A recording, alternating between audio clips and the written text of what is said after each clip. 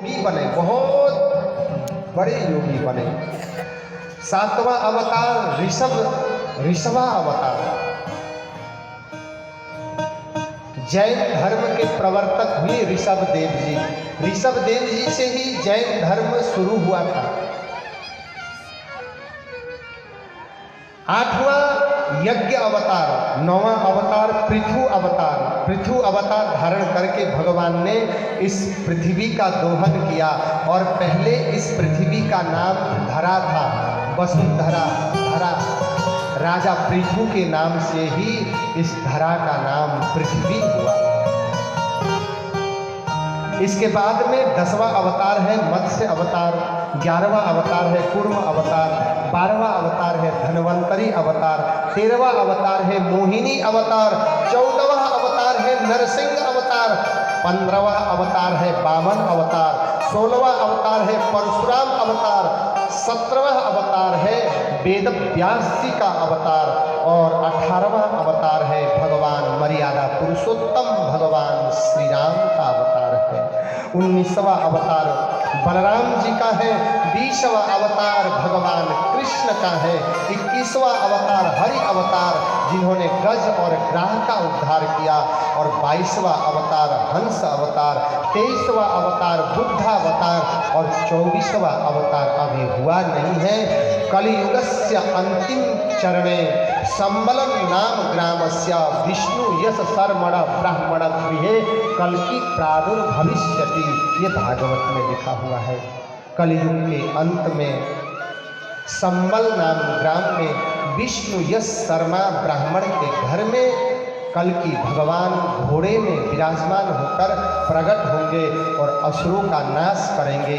इसके बाद में सतयुग का प्रारंभ होगा, ऐसा भागवत में लिखा है। बोलो राधे राधे। 5वां प्रश्न, सबसे बड़े कौन है? सबसे बड़े कौन है? प्रश्न बहुत गंभीर है, इसको ध्यान से सुनिएगा।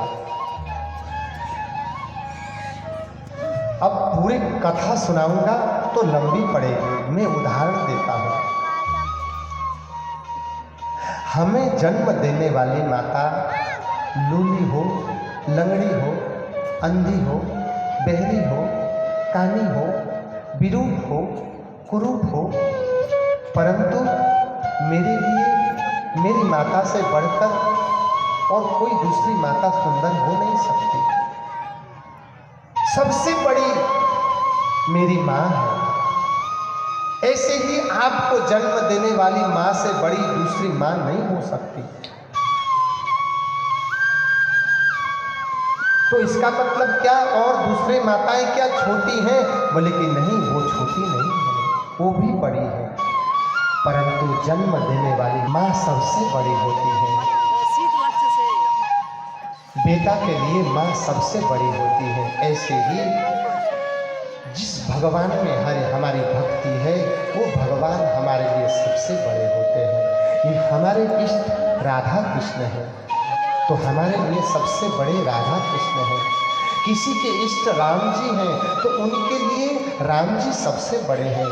किसी के इष्ट शिव जी हैं तो उसके लिए सबसे बड़े शिव जी हैं।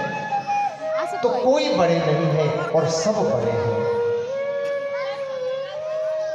अपने स्थान में सब बड़े हैं। जो हमारे इष्ट है ना वही हमारे बड़े हैं। क्या तो हम दूसरे माँ को अनादर करते हैं? बोले कि नहीं। हम किसी को दीदी कहते हैं, किसी को चाची कहते हैं, किसी को नानी कहते हैं, किसी को बुआ कहते हैं, किसी को दादी कहते हैं।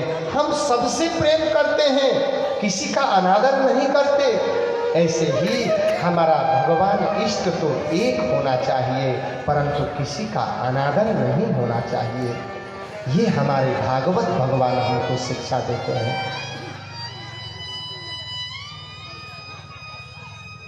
जन्म देने वाली माँ जो होती है ना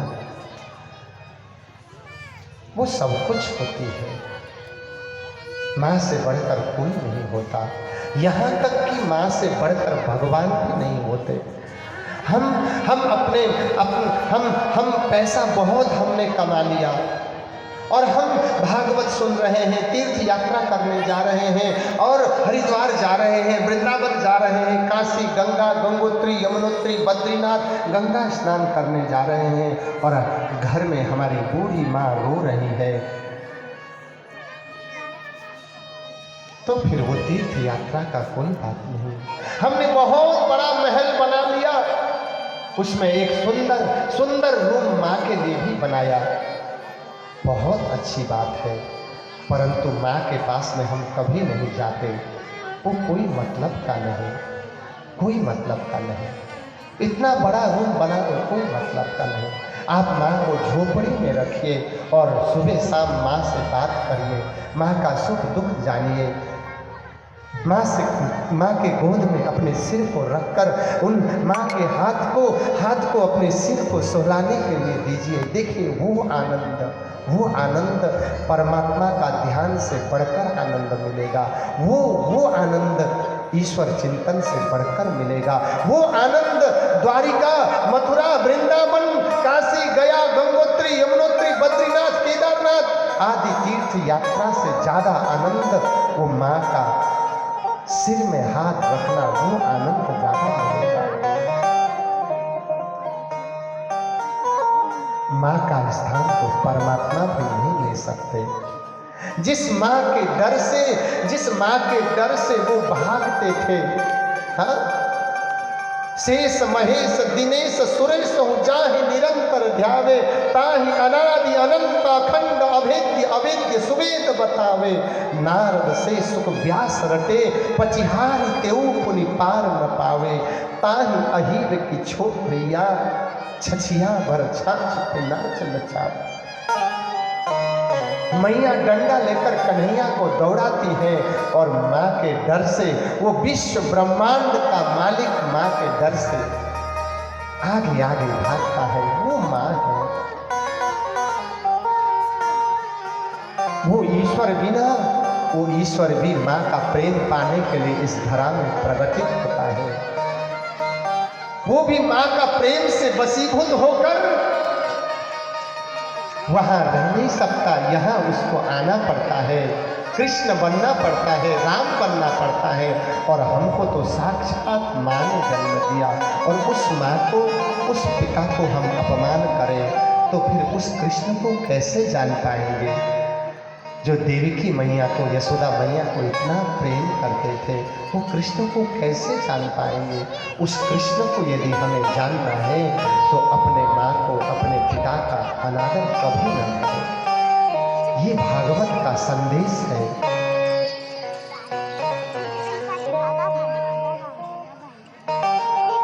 अंतिम प्रश्न, भगवान का चरित्र वर्णन करिए। तो भगवान का चरित्र तो पूर्ण भागवत में विराजमान है। धर्म कहाँ गया? बोले कि धर्म भागवत में विराजमान हुआ और संपूर्ण भागवत यहाँ से शुरू होती है। बोलो राधे राधे। आइए एक मीठा सा प्यारा सा भजन, इसके बाद में, क्योंकि कथा सुनते सुनते मन इधर उधर हो जाता होगा, गुरुजी केवल कथा ही सुना रहे हैं, भजन सुनने का मौका ही नहीं दे रहे, तो भजन सुन लेते हैं और कंजूसी नहीं करेंगे। देखिए एक भक्त बहुत कंजूस था, कंजूस का कथा भी सुना देता हूँ मैं। एक भक्त बहुत कंजूस था,